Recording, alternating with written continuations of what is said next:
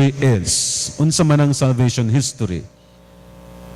As I have mentioned, God always had a plan to save us, even at the beginning of creation.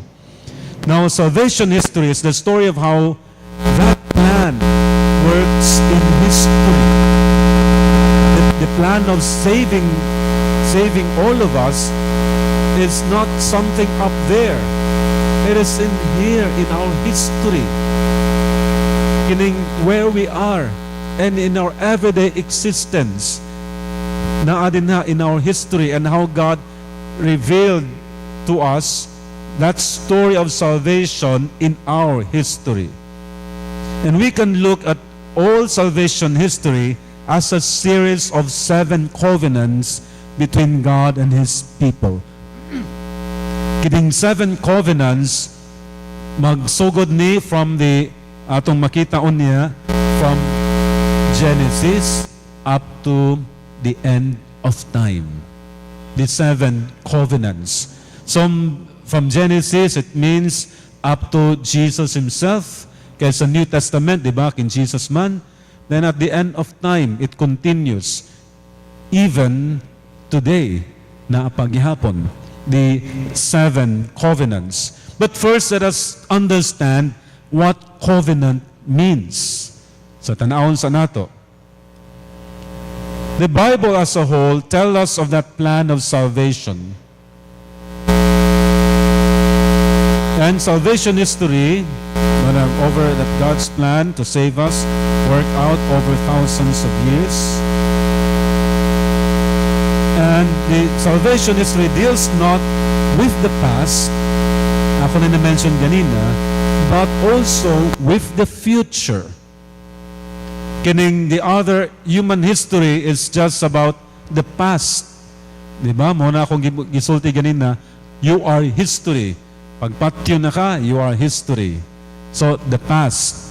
But, God's plan is until the end of time. And salvation history is a series of covenants between God and us. Wala mang gisulti between God and the Bible characters, but it is between God and us today. But in the Old Testament, muna ni ang covenant. The covenant is an agreement between God and humankind made through individual persons, like Adam, like Noah. Unya siguro, ma-present na ako na. And the covenant is similar to contract, but much more than merely contract. So lahi ng marriage contract kaysa marriage covenant. Di ba? Ang civil wedding is just a contract. Kontrata lang. But a church wedding, that is a marriage covenant. The covenant between the couple and God. It is not between the couple only. Kaya ang contract is between the couple, kining civil wedding. Nagsabot lang sila, protected by the laws of the land. Nga mo ni imong right. You have the rights of the husband, the rights of the wife, protected by law. They exchange their contracts, nagsabot. But for the marriage covenant, kining wedding gayud mismo in church, it is between the couple and God. Dili kining between the couple only. So mo na'y nakalahi diod. Okay. So diha na sa marriage. But the covenant establishes bonds of sacred kinship. A sacred, a holy relationship. Mo na ang covenant. The contract is just a temporary business agreement meant to last as long as circumstances make it necessary. When the circumstances is no longer there is no more contract. Panalitan. Nagpatrabaho ta. Kini, the pews. So we had a contract with Agoho Furniture. Kining narito sa pagawa sa inyo. Diba? Agoho Furniture din ha. So, We had a contract and they gave us a contract price. Now that the circumstances is over because the project is already finished, accomplished, then the contract is over as well. Kumana ang contract because the circumstances and situations in the contract is no longer present. But for the covenant, it lasts forever.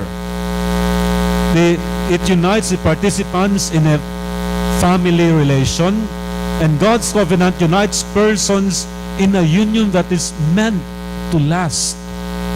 Remember, ang contract is a business contract, business agreement, temporary business agreement.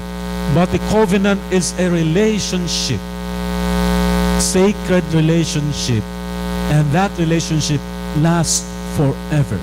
And that is why it is the salvation history is up to the end of time. Dili lang kay katong until the last book of the Bible, the Revelation. So dili siya dito lang.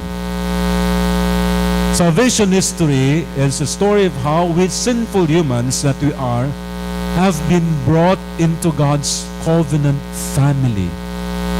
Makita nato na how God works in the sacred scriptures, bringing His people back to the family, God's sacred family. Kanunay niya ng birahon Diyod. Dili Diyod niya pasagdahan. Nga, bahala mo diha. Kuano ha, kanunay mo nga makasala. Sa kuan? Binisaya. Nawala. Nanato ganina, nawala. Niglupad. But God, even if we continue to disobey and offend Him, He would continue to love us even more. Kay God loves sinners. Our gospel even today tells us that He came for the sinners. God or Jesus eats with sinners. So, sa makasasala, mo na makasasala, doon na diya'y paglaom. Kato na pong mutubag in that relationship. Who would like to enter into that sacred relationship? Now, here are the 7 covenants between God and us in salvation history. First, the covenant with Adam. In Hebrew, Adam means human race. Mo nang meaning sa the name Adam o Adan, human race. So it is the covenant with the human race. Therefore, diha gasugod ang the relationship between God and all of humanity. Second, with Noah and his household after the flood. Makita nato na, remember, Noah and his household, therefore, this is revealed to one person, but directed to the family. Kang Adam, from Adam, just one person, but it's the human race. Karon kay Noah and his family, his household. With Abraham and his whole tribe. So, therefore, Abraham was the tribal chief. So, siya ang chief sa tribe. The tribe of Abraham and the whole tribe. Fourth, the whole nation of Israel through Moses, and Moses being the leader and the judge. So, si Moses lang una gitawag, but actually, God called Moses and he sent them to the people, to the whole nation of Israel. And remember, Israel are actually the sons and daughters of Jacob. Jacob later was called Israel, di ba? And they were they went to Egypt because of famine. And it was there that God sent Joseph, the youngest son of Israel, who became a governor in Egypt. Kaya tungod sa yang katong Joseph the Dreamer, di ba? Familiar mo na po nga show, Joseph the Dreamer. So they went to Egypt, and now they were oppressed. Ninaghan na sila. They multiplied. Nangamatay na to ang but the tribe of Benjamin, Judas, yan na, mga anak ni Jacob, unya, daghan naman kaayo sila, they call themselves as Israelites because of their one ancestor, Israel or Jacob. So, this is the whole nation of Israel through Moses. And with all nations as well through David and Solomon, because David were the king, King Solomon and King David. It is the whole nation, therefore, also of Israel. The new covenant, number 6, the new covenant with all humanity through Jesus Christ. The new covenant. So, tanaw nato di ay, gikan dito kang Adam, it is a covenant. It is a relationship. Gigamit lang ang usa ka tao in order for God to relate with everyone. Jesus Christ now in the number 6, the new covenant with all humanity. And number 7, the end of time.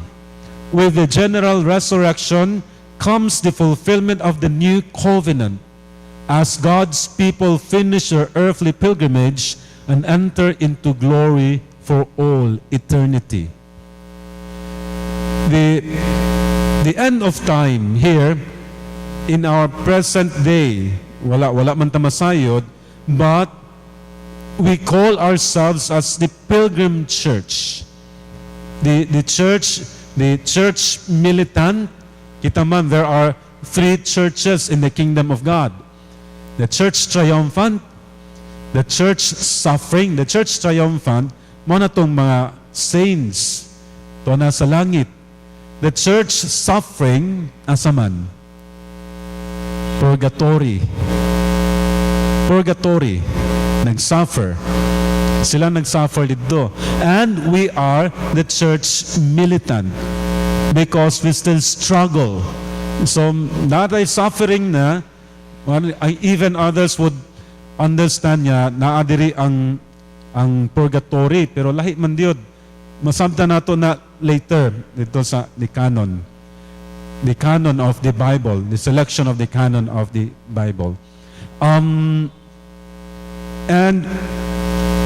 the church militant, each Christian is a pilgrim. We are therefore on a pilgrimage. Kining pilgrimage nagalakbay, nagalakaw.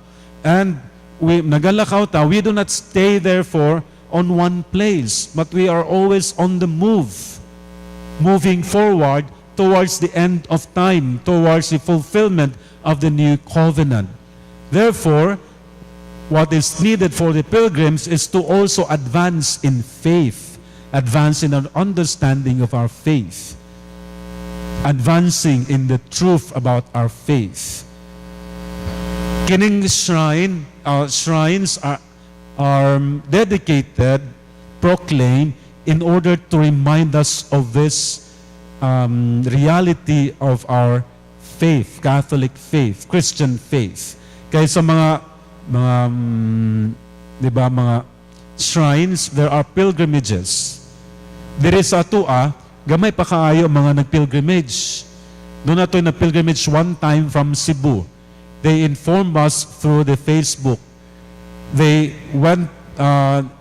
came across with our Facebook because they came across with our website. Ang holyeucharistshrine.com. Hapit na, mga 2 weeks na lang. Mahuman na dyan ang website niya. Tsada na kaayo. But actually, na namoy makita diha nga information. Updated ang atong website.